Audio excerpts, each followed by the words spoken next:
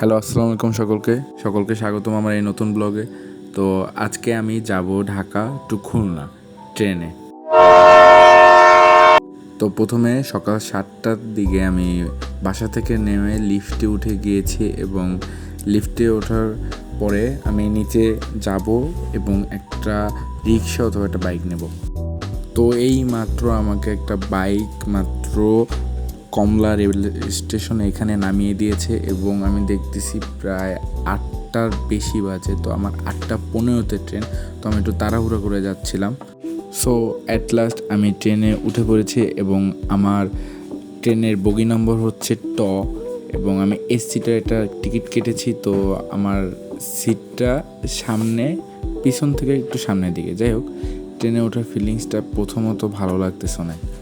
তো ঠিক 8টা 15 দিকে ঢাকা কমলাপুর রেল স্টেশন থেকে ট্রেনটি ছেড়ে দিল এবং ছাড়ার পরবর্তী মুহূর্তে আমি ট্রেনের সামনের বগির সাইডে যে জায়গাটুকু আছে সেই জায়গাটুকু দাঁড়িয়ে বাইরের সুন্দর মনোরম মুহূর্তগুলো উপভোগ করতেছিলাম।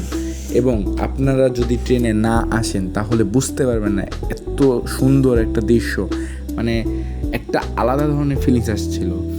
অবশ্যই এটা আমার প্রথম ট্রেন জার্নি না, কিন্তু এটা আমার লং একটা ট্রেন জার্নি। এবং সামনে পদ্মা সেতু আসলো, পদ্মা সেতু থেকে ট্রেন জার্নিটা একটা অন্যরকম একটা ফিল দেয় এবং যে পরিমাণ ঠান্ডা একটা বাত।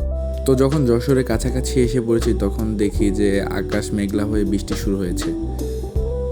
তো যাই হোক, আমার এখানে সবচেয়ে বেশি ভালো লাগছে একটা জিনিস, যে বাম পাশে চার্জারের অপশন আছে।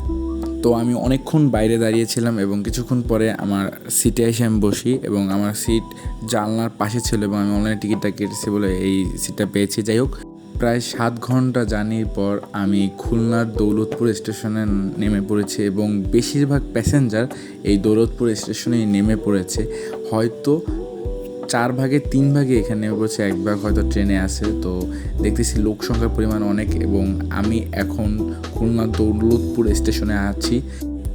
এখন ট্রেনটি তার শেষ স্টেশন খুলনা মেইন স্টেশনে চলে যাবে এবং আমি দৌলতপুর নেমে ওখান থেকে একটা মাহিন্দ্রা নিই এবং মাহিন্দ্রা নিয়ে তারপর এখান থেকে শিরোমণি পৌঁছাই। শিরোমণিতে আমার ভাই আমার জন্য অপেক্ষা করতেছিল, তো মূলত ওর জন্য এখানে আসা। তারপর 2 ভাই একটা ভ্যানে উঠি।